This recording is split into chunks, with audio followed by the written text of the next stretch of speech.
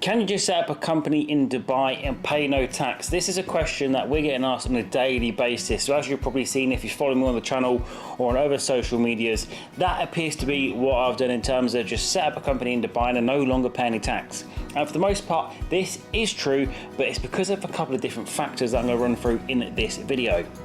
But before we get started, please do give this video a thumbs up and also hit that subscribe button to make sure that you do not miss out on the incredible content that we're posting on a weekly basis. So the first thing to talk about here really is this video is primarily aimed at people in the UK and looking at lower tax jurisdictions such as Dubai, because Dubai is the hotspot at the minute. There are a number of reasons for this, and mostly it's because it's quite accessible, as in it's quite cheap to set up a company here, get a residency permit here in Dubai compared to other tax havens, which are typically a lot more expensive, and the lifestyle that Dubai offers in terms of schooling, infrastructure, the quality of life here, just how safe it is compared to some other tax havens as well, you know, Belize, Panama, places like that. You know, it's a no-brainer. You're going to want to be located in Dubai rather than somewhere like that. And as a result, Dubai has absolutely blown up over recent years and shows no signs of slowing down. So what are the advantages to setting up here in Dubai compared to the UK? We're talking from a tax point of view here. So taxes in the UK, let's look at a company. So a company in the UK will actually be paying up to 26.5% corporation tax from now onwards. Actually, that's the marginal relief calculations before anybody in the comments says, well, actually it's 25% in 19. Look it up. You can actually pay 26.5% on profits between 50 and 250,000. There's another video on that on the channel. So up to 26.5% tax. And in Dubai, for most people doing business here, there's absolutely 0% corporate tax. So, you know, you can do the numbers there. If you're doing a couple of 100,000, the tax savings alone can be phenomenal. And also when you base your personal tax residency here as well, you don't usually pay tax on dividends, salaries, interest income, and a whole lot more. So actually when you look at a typical owner managed business, somebody like yourself, somebody like myself, actually what can be saved by just basing your tax residency on a personal level out in Dubai is significant and should certainly be explored just because of the wealth building potential it can have. So what a lot of people do is they either continue working as hard as they have and double the quality of their life, or they start to build assets, because you can use those tax savings to start buying property in the UK still, and as a result really compound your wealth at a much greater rate than you ever could if you was in the UK, because you're constantly giving 50% or so in most cases of your hard-earned income, your business profits, over to the taxman.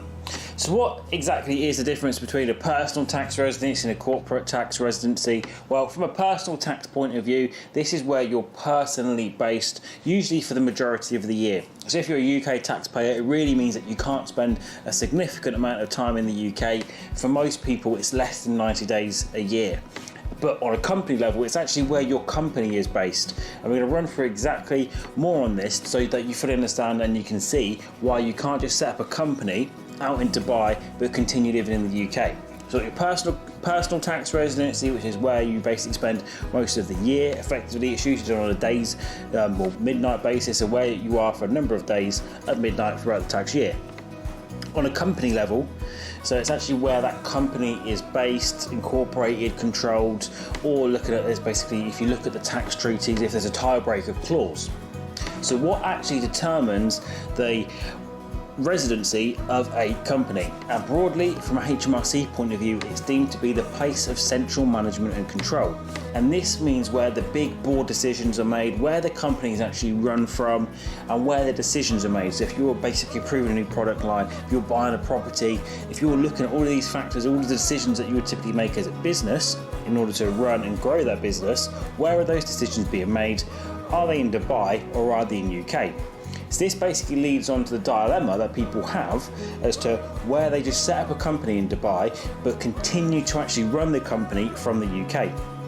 Because what will happen here is, although the company is incorporated in Dubai, HMRC, because that place of central management and control is in the UK, they will look to tax that company to corporation tax as well. So for most people, you can't just set up a company in Dubai and move money over, have it tax-free, because if you're a UK resident, it's going to be difficult for you to prove that the place of central management and control isn't in the UK, because after all, if all of the directors are UK resident and as a result spend enough time in the UK to be UK resident, how can that company possibly be run from overseas when there's that basic mismatch between your personal tax residency and your basic Dubai or UAE corporate residency? So what you need to do is, if you do want to prove that your company is run from Dubai, is you do have to actually run it from Dubai. All of the board meetings, all the day-to-day decision making, basically in the long and short that you do have to fully move to Dubai in order to get that benefit. You need to spend enough time in Dubai to show that you are physically running the company from there. Ideally, you have UAE resident directors, so you can look at nominee directors in some circumstances, depending on the specific activities of the company. But for the most part, you can't just do this to avoid tax. End of the day, or evade tax, I would say, because you can do it to avoid tax. And everyone knows the difference between evasion and avoidance, and it's a thickness of a prison wall.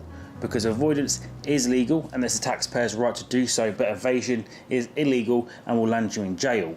So what you need to do here is you do need to have basically a commercial rationale and actually be based out here in Dubai to fully make the most of this opportunity, and to ensure that if HMRC do look into your corporate affairs and question the residency of your company, you can prove to them quite rightly that it is actually centrally managed and controlled from Dubai, and as a result it's only subject to tax here in Dubai at 0%. So there we have it, guys. Unfortunately, you can't have your cake and eat it in this situation. If you could just set up a company in Dubai, you pretty much have to be Dubai personally tax resident as well in order to ensure that the corporate residency of that company is out here in Dubai where there's no tax.